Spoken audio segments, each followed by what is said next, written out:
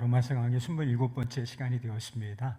우리는 로마서를 새로운 부분에 이르게 되었어요. 로마서를 이제 여러 가지로 분류를 하는데 1장부터 4장까지가 한 부분이고, 또 5장부터 우리가 지난주까지 살펴본 8장까지가 또 한 부분인데, 오늘부터 시작되는 9장부터 11장까지가 또 한 주제로 알려져 있습니다. 여기서 다루는 문제는 좁게 보면 이스라엘, 유대인들의 구원의 문제고, 크게 보아서는 하나님의 선택과 예정에 관한 문제라, 이렇게 볼 수가 있습니다. 그래서 이 9장부터 11장까지의 말씀이 아주 어렵기로 정평이 나 있어요. 그래서 설교자들에게도 대단히 설교하기가 어려운, 좀 피하고 싶은 욕구가 있는 그런 본문 말씀이기도 합니다.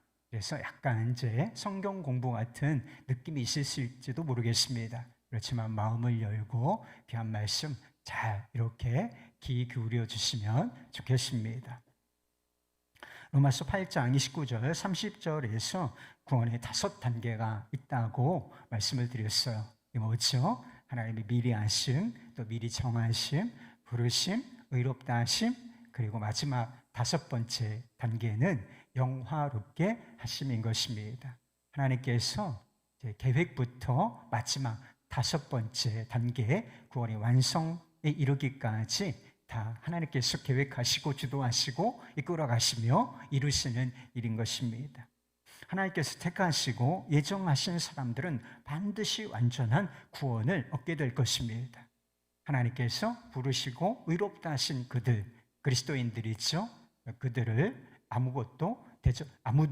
누구도 대적할 것이나 대적자나 또 고발자나 정죄할 자가 없고, 그들을 그리스도 예수 안에 있는 하나님의 사랑에서 끊을 것도 없기 때문인 것입니다. 이 얼마나 영광스러운 놀라운 복음인지 모른다는 것입니다. 그렇다면 한 가지 질문이 생길 수가 있는데, 지금 이스라엘은 어떻게 된 것인가 하는 것입니다. 유대인들은 선택받은 백성이다. 그래서 선민이라고 하죠. 선택받은 백성이라고 오래전부터 자기 자신들도 알고 있었고, 다른 사람들도 우리도 그렇게 알고 있잖아요. 그런데 지금 상황을 보라는 거예요. 그들이 예수 그리스도의 복음을 받아들이고 있지 않지 않은가 말입니다. 예수님께서 부활하신 이후에 사도들이 죽음의 공포를 이기고 담대하게 나아가서 예수께서 십자가에 달려 죽으시고 너희들이 십자가 못 박아 죽인 그가 다시 살아나셨고, 하나님께서 우리에게 보내신다고 하신 왕, 그가 그리스도이다 라고 하시는 이 복음을 담대하게 전파했지요. 그래서 하루에 3,000명, 5,000명씩 회심하고 구원받는 역사가 있었다고 사도행전 2장에 기록되어 있었습니다. 놀랍게 복음이 전파되고 믿는 자들이 늘어나기 시작한 것은 맞아요. 그런데 유대인 전체, 이스라엘 사람들 전체를 놓고 보면 소수에 불과했다라고 하는 것입니다. 도리어 이방인들이 예수 그리스도의 복음을 환영하고 믿고 구원받는 역사가 많이 일어나는 그런 상황이었습니다. 지금 2000년이 지났죠. 2000년이 지난 지금 시점에 어떤 변화가 일어났을까? 그때와 2000년 전과 상황은 대단히 비슷하다라고 하는 것입니다. 지금 유대인들, 이스라엘 사람들 중에 예수님을 그리스도로 믿는 사람이 없는 것은 아니에요. 그래서 메시아닉 주라고 해서 예수님을 예수 그리스도로 하나님이 보내신 메시아로 믿는 사람들이 있습니다. 그러나 그 숫자는 아주 미미해요. 그래서 한 1%, 2% 정도에 불과하다, 이렇게 알려졌습니다. 그렇다면 택하심을 받은 유대인들이 하나님의 이 약속, 그 무엇도 끊을 것이 없다, 하나님의 택하심과 이 약속에서 떨어져 나가지 않는다, 이렇게 이야기했는데 유대인은 어떠냐? 지금 복음을 믿지 않는 것을 보면 이 유대인들이 하나님의 약속과 사랑에서 떨어져 나간 것이 아니냐? 하나님께서 유대인 버리신 거 아니야? 이렇게 이야기할 수가 있다는 것입니다. 확대하면 하나님께서 우리를 택하시고 예정하셨다 할지라도 그것이 취소될 수가 있고, 우리가 구원의 여정을 가는 동안 후에 잘못하면 완전히 구원에 이르지 못하고 구원에서 탈락하는 이런 일이 일어날 수 있는 것이 아니냐, 이런 질문을 예상을 하고 있는 것입니다. 바울에게도 자신의 동족 유대인들이 예수 그리스도를 믿지 않는다는 것, 복음을 거부하고 있다는 사실이 큰 아픔과 고통이었습니다. 그들이 복음을 알고 그 복음을 받아들이기를 얼마나 갈망하고 원하는가, 심지어는 자기가 그리스도의 사랑에서, 그리스도에게서 끊어질지라도 나는 그것을 원한다, 내 마음을 성령께서 아신다 라고 말했겠습니까? 이것은 바울의 간절한 심정을 표현하는 것이지 문자 그대로 그리스도에게서 끊어질 수 있다는 뜻은 아닌 것입니다. 이미 자신의 입으로 8장에서 그랬잖아요. 후반부에서 그 무엇도 그 누구도 그리스도 예수 안에 있는 하나님의 사랑에서 우리를 끊을 것은 없다라고 아주 확신 있게 담대하게 선포한 장본인이 바로 사도 바울이 아니겠습니까? 끊어지지 않나, 이게 자신의 확신이었지만 심정적으로 이 사람들이 예수를 믿었으면 좋겠다, 내가 사랑하는 이 동족 그리스도께로 돌아왔으면 좋겠다, 이 심정을 표현한 것이었습니다. 그리고 유대인들은 이방인들이 가지고 있지 않은 여러 가지 축복과 특권을 가지고 있었습니다. 양자됨, 언약들, 영광, 율법, 예배, 약속들, 그리고 결정적으로 예수님께서 육신적으로 하면 유대인에게서 태어났다. 그런데 결과적으로는 불신이라는 것, 이것이 바울의 마음을 더 아프게 했다는 것입니다. 어떤 사람이 기독교 가정, 내가 예수를 믿는 부모 또는 할아버지 할머니를 두고 그리고 그런 기독교적인 환경에서 태어났다고 한번 생각해 보세요. 어려서부터 성경 말씀을 알고 있습니다. 그리고 예배도 알고 있어요. 복음도 들었어요. 불신 가정에서 예수 믿는 사람이라고는 한 사람도 없어. 예수의 자도 들어본 적이 없어. 어렸을 때. 이런 사람에 비하면 얼마나 놀라운 특권과 축복 가운데 있다고 말할 것입니까?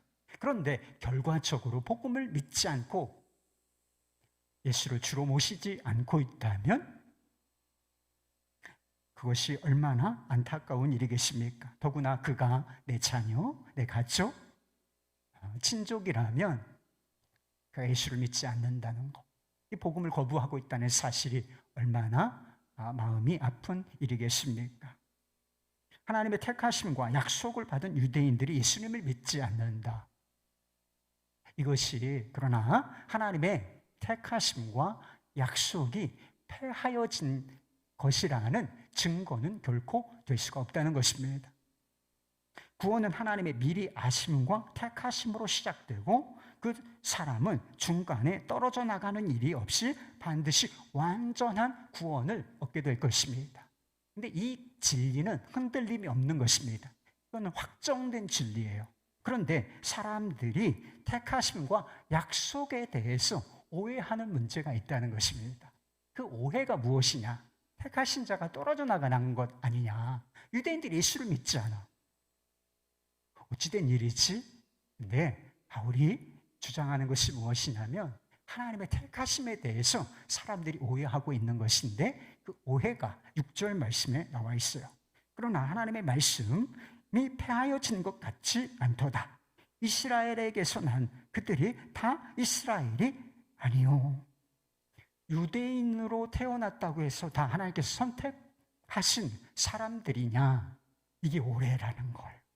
혈통적으로 유대인으로 태어났어. 그러면 당연히 하나님께 선택받은 백성이지, 하나님의 자녀지, 이렇게 생각하는 것 자체가 오해라는 것입니다. 하나님의 택하심을 받은 진정한 이스라엘, 참 이스라엘이 따로 있다는 것입니다. 사도 바울은 이것을 증명하기 위해서 두 가지 예를 들고 있는 것을 보게 됩니다. 한 사람은 유대인의 조상, 아브라함 하면 유대인들에게는 엄청난 사람이에요. 우리의 조상이시지, 택하신 백성의 조상이시지. 그래서 대단하게 생각하는 인물인데 아브라함에게는 이스마엘과 이삭 두 아들이 있었습니다. 여러분도 아시죠? 그리고 이 두 아들만 있었던 것이 아니라 사실은 사라가 죽은 이후에 다른 아내를 맞아들이고 그 아내와의 사이에서 6 아들을 더 두었어요. 그러니까 많은 아들, 한 8명 정도의 아들을 두었다는 것입니다. 그러나 이들 모두가 하나님께서 복을 주실 것이다 라고 약속한 자녀는 아니었다는 것입니다. 7절 말씀에 이런 말씀이 있어요. 오직 이삭으로부터 난 자라야 내 씨라 불리리라 하셨느니라. 여러 아들이 있지만 오직 누구만, 오직 이삭만 하나님의 약속과 택하심을 받은 자녀라, 이렇게 말씀하고 있는 것입니다. 이삭에게 약속을 받은 자녀 이삭에게도 두 아들이 있었어요. 누구예요? 이스마엘과 야곱이라는 두 아들이 있었습니다. 이스마엘과 이삭은 어머니가 달랐어요. 그러나 이삭의 두 아들 에서와 야곱이 있었죠. 이스마엘과 이삭은 어머니가 달랐어요. 그러나 에서와 야곱은 한 어머니 리브가에서 그것도 쌍둥이로 태어났습니다. 그렇지만 하나님께서 축복하시기로 선택한 사람은 두 사람 다가 아니라 나중에 나온 야곱 한 사람이라는 것입니다. 하나님께서 야곱이라는 인물을 택하신 이유가 무엇입니까? 그가 잘난 것이 있기 때문이었을까요? 그래서 이가 태어나면 하나님을 신뢰하고 하나님을 경외하는 사람이 될 것이다. 하나님께서 미리 싹을 보셨기 때문에, 이런 믿음의 싹을 보셨기 때문에 내가 이를 택해야 되겠다, 이렇게 하신 것이겠습니까? 이런 것과는 아무 상관이 없다는 것입니다. 그들이 무슨 성이나 악이나 행하기 전에, 그들이 태어나기 전에 하나님의 뜻대로 택하셨다라고 하는 것입니다. 어떻게 해요? 야곱은 사랑하고 에서는 미워하시기로 하셨다는 것입니다. 에서를 미워하셨다라고 하는 것이 좀 오해를 불러일으킬 수가 있어요. 우리 문화권에서는 미워하셨다, 하나님께서 어떤 사람을 미워하시나, 사랑의 하나님, 사랑 그 자체이신 하나님께서 어떤 사람을 미워하실 수 있다는 것인가? 그런 뜻이 아니에요. 예수님께서 그런 말씀을 하신 적이 있어요. 누구든지 나를 따라오려거든 부모나 형제나 가족들을 미워해야 할 것이다, 이런 말씀하신 적이 있어요. 여러분 한번 생각해 보세요. 우리가 예수님을 다 따르는 사람이죠. 그렇다면 부모, 형제, 다른 가족들 다 실제로 문자 그대로 미워해야 한다라고 하는 뜻이겠습니까? 그런 뜻이 아니라 부모나 형제나 다른 가족들보다 예수님을 더 귀하게 생각하고 예수님을 더 사랑해야 한다. 사랑의 우선순위가 누구에게 있어야 한다는 거예요. 예수님께 있어야 그분을 따를 수 있다. 이게 맞지 않습니까, 여러분? 그런 뜻을 위하는 거예요. 그래서 하나님께서 야곱은 사랑하시고 에서는 미워하셨다. 이것은 무슨 뜻이냐? 하나님께서 야곱을 특별하게 사랑하시기로 택하셨다, 이런 의미가 되는 것입니다. 이삭과 야곱을 통해서 알게 되는 사실은 하나님의 택하심은 혈통이나 행위와 상관이 없다는 것입니다. 그것은 오직 하나님의 자유로우신 뜻대로, 하나님의 뜻대로 되는 일이라고 하는 것입니다. 다르게 말하면 우리의 구원은 전적으로 하나님의 은혜에 속한 일이라, 이렇게 주장하고 있는 것입니다. 하나님의 선택, 예정, 너무 어렵기도 하고, 그리고 하나님께서 모든 것을 다 결정하신단 말이야. 이게 좀 거부감이 드는 사람들도 있는 것 같습니다. 그래서 하나님의 선택과 예정을 좀 부인하고 우리의 의지, 그리고 믿음, 행동, 순종, 이것을 대단히 강조하는 사람들이 있습니다. 그러나 택하심을 부정하게 되면 어떤 일이 일어나게 되는가? 이 구원이라고 하는 것이 순전히 우리 자신에게 맡겨진 일이 된다는 것입니다. 이게 우리에게 속한 일이 돼요. 그래서 예수님께서 십자가를 지시고 부활하셨다라고 하는 이 사실을 받아들이고 믿는다고 할지라도 구원이라고 하는 것이 순전히 우리에게 속한 일로 되어버리고 만다는 것입니다. 한번 생각해 보세요. 불신자, 지금 세상에 있는 사람들과 우리 자신의 가장 중대한 근본적인 차이점이 뭐겠습니까? 그것은 딱 한 가지밖에 없어요. 우리 예수 그리스도를 구주로 믿느냐, 믿지 않느냐, 이것이 아주 근본적인 차이가 아니겠습니까? 그렇다면 우리의 구원이 전적으로 여기에, 이 믿음에 달려 있는 것인가요? 믿기 때문에 구원을 받고 믿지 않기 때문에 구원, 그냥 전적으로 여기에 달려 있는 것인가? 만약에 우리가 그렇다고 생각한다면 율법을 지킴으로 행위를 통해서 구원을 얻는 것과 약간 다른 면이 있을 수는 있지만 결과적으로 끝에 가면 똑같아요. 우리의 선택과 의지로서 구원을 받게 되는 것입니다. 극단적으로 말하면 행위 구원론에 빠지게 된다는 거예요. 뭘 부정하면? 하나님의 은혜로우신 선택과 예정을 부정하게 되면 쭉 밀려가다 결국 행위 구원론에 빠질 수밖에 없게 된다는 것입니다. 구원을 얻는데 예수 그리스도에 대한 믿음, 이것은 여러분 절대적인 것입니다. 예수 그리스도에 대한 믿음은 반드시 필요한 것이에요. 그러나 이 믿음이 궁극적인 원인, 구원의 원인은 아니라는 것입니다. 사도 바울이 에베소서 2장 8절 말씀에서 우리의 구원이 어떻게 이루어지는가, 이것을 아주 짤막하게 선포한 적이 있습니다. 너희는 그 은혜에 의하여 믿음으로 말미암아 구원을 받았으니 이것은 너희에게서 난 것이 아니요 하나님의 선물이라. 여러분 잘 보세요. 이 말씀을 띄워줄 수 있으면 잠깐 이 말씀은 띄워주시면 좋겠는데, 사도는 우리가 믿음 때문에 구원받았다, 믿음 때문에 구원받았다 이렇게 말하지 않고 너희가 그 은혜에 의하여, 다르게 말하면 너희가 그 믿음 때문에, 은혜 때문에 믿음으로 말미암아 구원을 얻었나니 이것이 너희에게서 난 것이 아니고 하나님의 선물이라, 이렇게 말하고 있는 것입니다.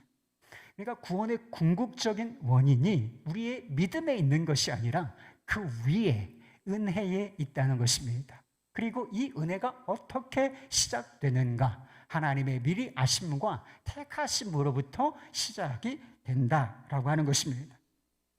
그렇기 때문에 택하심이라는 은혜로부터 시작하여 믿음으로 주어지는 이 구원이 우리의 어떠함과는 상관없는, 행위와는 상관없는 하나님의 선물이라, 이렇게 말하고 있는 것입니다. 여러분은 이 선물을 받으셨습니까? 혈통이나 행위와 상관없이 하나님의 택하심을 받은 자들이 참다운 이스라엘이다. 그렇다면 왜 하나님은 항상 우리는 질문을 하게 되는데, 여러분 그런 질문을 한번 해보신 적이 있어요? 왜 나는 택함을 받고 저 사람은 택함을 받지 못했는가? 하나님께서 어떤 사람은 택하여 구원의 축복을 주시고, 이 구원의 축복은 정말 엄청난 거예요. 이 엄청난 축복을 주고 어떤 사람은 그 택하심에서 제외시키시는가? 사도 바울은 이 택하심이 불공평한 것이 아니냐, 주려면 다 주시든지, 근데 왜 어떤 사람만 택하여 이 구원의 복을 주시고 어떤 사람은 그 복에서 제외시키시는가? 이건 정의에 맞지 않는 것이 아닌가? 불의한 것이 아닌가? 이렇게 따질 사람이 있다는 사실을 사도 바울이 예상을 한 것입니다. 여러분 은혜는 급진적인 거예요. 라디컬한 것이라서 세상에서 경험할 수 없는 개념이기 때문에 항상 오해의 가능성이 있고 심지어는 비난받을 가능성이 있다라고 하는 것입니다. 근데 사도 바울의 대답이 뭐예요? 14절, 15절 말씀. 그런즉 우리가 무슨 말을 하려? 하나님께 불의가 있느냐? 불공평하신 거 아니냐? 그럴 수 없느니라. 모세에게 이르시되 내가 긍휼히 여길 자를 긍휼히 여기고 불쌍히 여길 자를 불쌍히 여기리라 하셨나니. 하나님께서 모든 사람이 아니라 모든 사람들 중에 일부를 선택하여 구원의 축복을 주시는 것, 이것은 결코 정의에 부합하지 않는 불의한 일이 아니라는 것입니다. 구원이라고 하는 단어가 가지고 있는 전제가 있는 것이지, 모든 사람은 구원받을 필요가 있는 존재인 거 여러분 아십니까? 구원이라고 하는 단어 자체가 아주 우리가 절박한 상태에 아주 심각한 문제에 빠져 있다는 것을 전제하는 거예요. 근데 그 심각한 문제의 핵심이 무엇이냐? 돈이 없는 거, 우리 몸이 아픈 거, 이런 정도가 아니라 그 문제의 핵심은 바로 죄라는 것입니다. 로마서 3장에서 사도 바울이 이미 말한 것처럼 모든 사람이 죄인이고 죄 아래 있다. 선을 행하는 사람은 단 한 사람도 존재하지 않는다. 이미 말하지 않았습니까? 이게 무슨 뜻이에요? 하나님의 사랑을 받을 자격이 있는 사람은 세상에 단 한 사람도 존재하지 않는다는 것입니다. 사랑받을 자격이 다 없어요. 그리고 구원받을 만한 자격을 가진 사람이 단 한 사람도 없다는 것입니다. 구원은 원한다고 얻을 수 있는 것도 아니고, 그리고 우리의 힘과 노력으로 얻을 수 있는 것도 아니라고 하는 것입니다. 다른 박질하는 자로 말미암음도 아니라, 이런 표현이 나와요 여기에. 그러니까 우리가 막 힘으로 애쓰고 노력해서 경주하듯이 구원을 향하여 달려가서 구원 안쪽으로 들어갈 수 있는 것도 아니다. 모든 사람은 아주 고통스럽고 불행한 상황 속에 놓여 있는데 죄로 말미암아 지옥에 가야 마땅한 그런 불행한 처지에 있다는 것입니다. 그런데 하나님께서 모세에게 말씀하신 것처럼 그 중에 긍휼히 여기고 불쌍히 여길 자를 택하셨다고 한번 생각해 보세요. 다 어려워, 다 고통스러워. 그런데 그 중에서 하나님께서 일부를 불쌍히 여기시고 긍휼히 여길 자를 한번 택하였다고 생각해 보시라는 것입니다. 그렇다면 하나님께서 그런 사람들을 택하여 긍휼과 자비를 베푸시고 구원의 복을 베푸셨다. 그런 이유로 하나님을 불공평하다, 정의롭지 못하다, 이렇게 비난할 수가 없다는 것입니다. 여러분, 제가 여기에 100명 안쪽에 많은 사람들이 있죠. 그런데 선물을 주고 싶어요. 선물을 주고 싶어. 선물이에요. 여러분들이 무슨 자격이 있어서 받는 게 아니라 제가 그냥 사랑하는 마음으로, 여러분 귀하게 여기는 마음으로 선물을 주고 싶어. 근데 다 줄 수가 없을 것 같아. 그래서 한 10명쯤을 택해서 선물입니다. 선물입니다. 이렇게 나눠준다면 왜 나는 안 줘? 이거 불공평한 일 아니야? 이렇게 따질 수가 없다는 것입니다. 누구에게나 다 자격은 없고 선물을 주는 사람, 그것은 선물을 주는 사람에게 자유에 속한 일이기 때문에 따지거나 비난할 일이 없다는 것입니다. 사도 바울은 구원이 하나님의 긍휼과 자비에 속한 것임을 더 확실하게 하기 위해서 모세와 바로의 예를 들고 있습니다. 18절 말씀이에요. 그런즉 하나님께서 하시고자 하는 자를 긍휼히 여기시고 하고자 하시는 일을 완악하게 하시느니라. 여기도 또 오해의 가능성 있는 말씀이 있어요. 완악하게 하셨다라고 하는 말씀인 것입니다. 이것은 하나님께서 아주 의도적으로 바로를, 그의 마음을 악하게 하셨다. 아주 그냥 완고하게, 옛날 말로는 강팍하게 그냥 만드셨다, 이런 뜻이 아닌 것입니다. 그는 이미 하나님을 향하여 교만한 마음을 가지고 있었습니다. 모세를 보내시고 내 백성을 놓으라, 내 보내라, 이렇게 말씀하셨을 때 하나님이 누구야? 너를 보낸 자가 누구냐? 보낼 수 없다, 이런 마음을 이미 가지고 있었다라고 하는 것입니다. 하나님께서 바로의 마음을 완악하게 하셨다는 것은 그에게 자비와 긍휼을 베풀어 주시기를 거절하셨다는 것. 하나님께서 사실은 모든 사람에게 일정 부분의 자비와 긍휼을 베풀어 주시기를 원하시는데 그 은혜와 자비, 긍휼을 그냥 주시지 않기로 결정을 하셨다는 거예요. 다르게 말하면 그의 마음 그대로 내버려 두셨다라고 하는 것입니다. 그래서 마음이 점점 완악하여지고 재앙이 막 이렇게 연거푸 오는데도 불구하고 그가 하나님의 말씀에, 권위에 복종하지 않은 것이지요. 그 결과가 대제한 심판이었던 것입니다. 여러분, 우리의 마음이 어떻게 하면 완악해질 것 같아요? 우리가 어떻게 하면 죄를 짓고 어떻게 하면 지옥에 가게 되겠습니까? 하나님께서 너 죄 지어라, 너 죄 지어라 이러면서 죄된 마음을 막 우리 마음 가운데 확 심어주어서 우리가 죄를 짓게 되는 것이겠습니까? 그렇다면 하나님께서 죄의 원인이 되시는 거죠. 그러나 하나님은 그런 일을 결코 행하시지, 거룩하신 하나님께서 그런 일을 행하실 리가 없다는 것입니다. 하나님께서 우리를, 어떤 사람은 너 지옥 가야 되겠다, 너 지옥이야, 그래서 넌 지옥에 가기로 내가 결정했어, 너 선택해버렸어, 너 지옥에 가, 이렇게 결정을 하셨기 때문에 우리가 지옥에 가게 되는 것이겠습니다. 그렇지가 않다니까요. 로마서 1장 28절 말씀에 미리 말한 것이 있어요.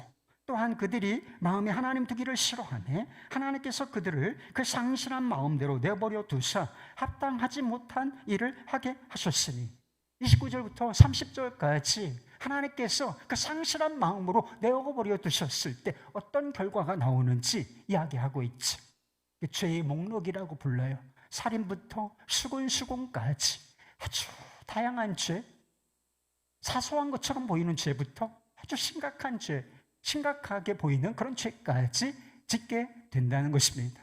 그리고 결국은 이 죄 때문에 멸망당하게 되는 것이고요. 하나님께서 마음대로 하도록 그냥 내어버려 두시면 죄에 빠지고 죄가 더 넘치고, 그리고 결과적으로 세상이 지옥으로 변하게 되고 다 지옥에 가게 된다는 것입니다. 케네디 제임스라고 하는 목사님이 계신데, 하나님의 택하심과 자비, 이것을 비유적으로 이런 식으로 이해하기 쉽게 설명을 한 적이 있어요.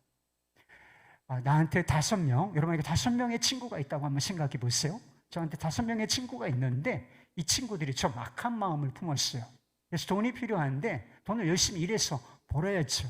그런데 이 사람들이 우리 은행을 털자, 이래서 은행 강도를 하기로 모의를 했어요. 그리고 그것을 실행하기로 결정을 했어요. 내가 그것을 알았어. 큰일 나겠다, 이거. 이 범죄자들이 되겠는걸? 그래서 그것을 막기 위해서, 그러면 안 돼, 큰일 나, 붙잡혀, 너희들 무슨 일을 당하려고 그래, 이러면서 가로막았습니다. 그러나 그들은 결국 나를 무시하고 범행을 하기 위해서 출발했다는 것이죠. 그때 내가 단 한 친구의 다리를 걸어서 넘어뜨리고 그와 뒤엉켜 싸웠습니다. 다른 친구들은 은행을 강탈하다가 심지어 경비원 1명을 살해하게, 죽이게 되었습니다. 그리고 다 체포되었어요. 유죄가 인정되었고 사형 선고를 받았습니다. 그러나 나와 뒤엉켜서 그 범행 현장에 갖지 않았던 한 친구, 그 친구는 사형을 면했습니다. 그렇다면 네 사람의 친구가 사형을 당하게 된 것이 누구의 잘못 때문인지를 한번 생각해 보세요. 내가 5명 다를 넘어뜨리고 붙잡지를 못했어. 나의 잘못인가요? 그들의 범행, 그리고 그들이 사형을 당하게 된 것이 내 잘못 때문이에요? 그런 것이 아니죠. 네 사람 모두 자기 죄로 사형을 당한 것이었습니다. 그렇다면 한 사람의 친구가 사형을 면한 것은 그가 선한 마음, 착한 마음을 가졌기 때문이겠습니까? 그것도 결코 아니라는 것입니다. 그가 자유로운 것은 제가 그를 붙잡고 뒹굴면서 그를 제어했기 때문이라는 것입니다. 이렇듯이 어떤 사람이 지옥에 간다면 그게 누구 탓이 아니라 하나님 탓이에요. 이게 아니고 그 사람 자신의 탓이란 말이에요. 자기의 죄로 지옥에 가게 되는 것이고, 어떤 사람이 구원을 받아 천국에 간다면 그것은 전적으로 하나님의 은혜에 의한 것이라고 하는 것입니다. 놀라운 것은 어떤 사람은 택하심을 받아 구원을 받고 어떤 사람은 택하심을 받지 못한다. 이게 뭐야? 불공평하잖아. 이게 아니고 다 지옥에 가야 마땅한 죄인들인데 하나님께서 어떤 사람을 긍휼히 여기시고 택하셔서 그들에게 구원의 축복을 주신다는 거. 이게 놀라운 거라는 거예요. 이게 하나님을 찬양하고, 그러니까 이 선택이라고 하는 것은 불평거리가, 비난거리가 아니라 사실 알고 보면 위대하신 하나님의 은혜를 찬양하고 감사할 이유밖에는 안 된다는 것입니다. 그렇다면 누가 하나님의 택하심을 받은 자이겠습니까? 3대째, 4대째 뭐 그런 분들이 있으시죠? 기독교 가정에서 태어난 사람인가? 그렇지 않을 수 있어요. 성경을 읽고 복음을 알고 있는 사람, 그 사람이 택하심을 받았다 할 수 있을까? 그럴 수도 없습니다. 심지어는 교회를 다니고 이렇게 우리처럼 예배를 드리고 있다고 해도 그것은 분명치 않은 거예요. 이스라엘에게서 난 자가 다 참 이스라엘이 아닌 것처럼 말인 것입니다. 택하심을 받은 자는 예수 그리스도에 대한 믿음을 가진 사람인 것입니다. 하나님의 그 십자가 사랑, 그 엄청나고 끊어지지 않는 이 사랑을 마음을 열어 받아들이고, 그리고 우리 자신도 그 사랑을 허락하신 하나님 아버지를 사랑하는 그 사람이 택하심을 받은 사람이에요. 지금 세상 속에 있는 사람들 중에 하나님께서 구원하시기로 택하신 사람이 있을까? 얼마든지 그럴 수 있습니다. 부르심의 때는 하나님이 정하시는 것이기 때문에 아직 세상에 있지만 부르심을 받아 구원받을 사람이 있다. 얼마든지 그럴 수 있어요. 그러나 그것은 다른 사람에 관한 이야기지 나 자신에 관한 분별 기준은 그게 아닌 거예요. 아이고, 택하실지도 모를 거야. 이게 아니고 지금 내가 구주이신 예수 그리스도를 마음으로 믿고 있는가? 그분을 구주로, 주로, 삶의 왕으로서 모시고 있는가? 그리고 내가 그분께 나의 삶 전체를, 나의 운명 전체를 맡기고 살고 있는가? 이게 우리 자신에 관한 분별 기준 하나라는 것입니다. 여러분은 죄를 회개하셨습니까? 예수님께서 복음을 믿으라고 하실 때 그 앞에 붙여놓으신 것이 있어요. 죄를 회개하고 복음을 믿으라 이렇게 말씀하셨단 말이에요. 여러분 죄에서 돌아서셨습니까? 주님 제 죄를 용서해 주십시오. 이제 돌아서겠습니다. 이런 결단이 여러분 안에 있으셨습니까? 그리고 예수를 내 생명으로, 내 구원으로, 내 삶의 주인으로 모셔드리셨습니까? 그렇다면 내가 하나님의 택하심을 받고 부르심을 받은 자이구나. 내가 완성된 구원의 단계에 이를 때까지 아무도 나를 그 사랑에서, 그 축복에서 끊을 수 있는 것은 없다. 이렇게 확신하셔도 좋습니다. 너무 의심하지 마세요. 좋은 거 아니에요. 그러나 지금 제가 말씀을 드리고 싶은 것은 한 가지 더 점검해 볼 게 있어요. 택하심을 받았다라고 하는 그런 믿음을 가지고 있는 우리의 삶의 태도, 이것까지를 한번 점검해 볼 필요가 있지 않겠나 싶습니다. 여러분 유대인들을 보십시오. 그들은 자신들이 유대인이라고 하는 이유로 하나님의 택하심을 받았다. 나 유대인으로 태어났지? 그리고 나에게는 율법과 할례, 언약 백성이라고 하는 표가 있어. 나는 택하심을 받은 백성이야. 이러면 죽어도 요만큼도 의심 없이 하나님의 택하심을 받았다라고 믿고 있었다는 것입니다. 그런데 이 믿음, 조금도 흔들림이 없다고 생각하는 이 믿음이 어떤 결과를 낳았는지를 한번 보시기 바랍니다. 이 믿음이 낳은 것은 겸손이 아니라 교만이었습니다. 이 교만이 하늘을 찌르고 그리고 이 교만이 날카로운 검이 되어서 다른 사람들, 이방인들을 찌르고 있었다는 것입니다. 특권의식, 우월의식에 사로잡혀서 이방인들을 사람 취급도 안 했어요. 저 개 같은 자들, 이렇게 생각했단 말인 것입니다. 이런 교만이 어떻게 됐느냐? 하나님의 택하심을 받았어요. 그런데 이게 하나님과 멀어지는 결과를 낳았다는 것입니다. 그리고 육신으로 하자면 그들에게 나신 그리스도, 이 복음을 거절하는 원인이 되고 말았다는 것입니다. 여러분, 이것이 얼마나 불행한 일인가요? 여러분은 불신자들에 대해서 어떤 마음을 가지고 있습니까? 그들에 대해서 은근히 자부심을 가지고 있는 것은 아닙니까? 나는 저 사람들과는 달라, 이런 생각을 가지고 있는 것은 아닙니까? 그리고 저 불신자들, 저 사람들은 지옥에 가도 마땅하지. 지옥이 불쏘시개들, 지옥 땔감들, 이렇게 생각하는 거 아니에요? 여러분, 한번 생각해 보세요. 내게 은혜가 제거된다면, 은혜가 아니라면 내가 불신자들과 다를 것이 뭐가 있는지를 한번 생각해 보세요. 인간적으로 보자면 야곱과 에서가 뭐가 달라요? 야곱 사기꾼 같은 존재였어. 다 속여먹어. 형도 속이고 아버지도 속이고 사람들 다 속이고 약삭 빠른 인간. 이 사람이 거룩합니까, 여러분? 이 사람이 자기 형 에서와 다른 게 뭐가 있어요? 없어요. 내가 불신자들과 전혀 다를 것이 없고 그들과 똑같이 지옥에 가야 할 자가 택하심을 입었다. 오직 하나님의 은혜로 구원을 받았다. 이렇게 믿는 사람이라면 불신자들을 어떤 시각으로 바라보아야 합당하겠는가 말인 것입니다. 바울은 자신의 죄가 얼마나 큰지 알았고 반대로 죄인을 향한 하나님의 은혜가 얼마나 크고 귀한지 알았어요. 그 은혜가 얼마나 귀하냐.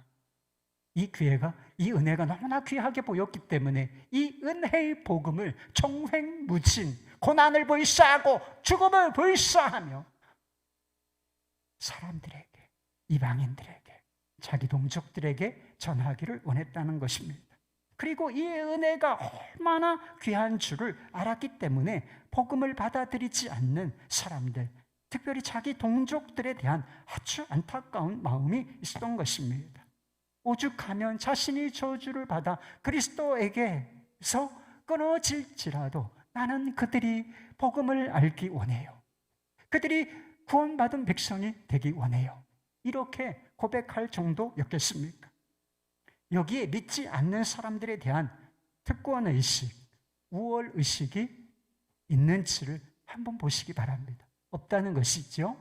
겸손과 사랑과 긍휼, 이것이 바로 택하심을 받은 자의 마음인 것입니다.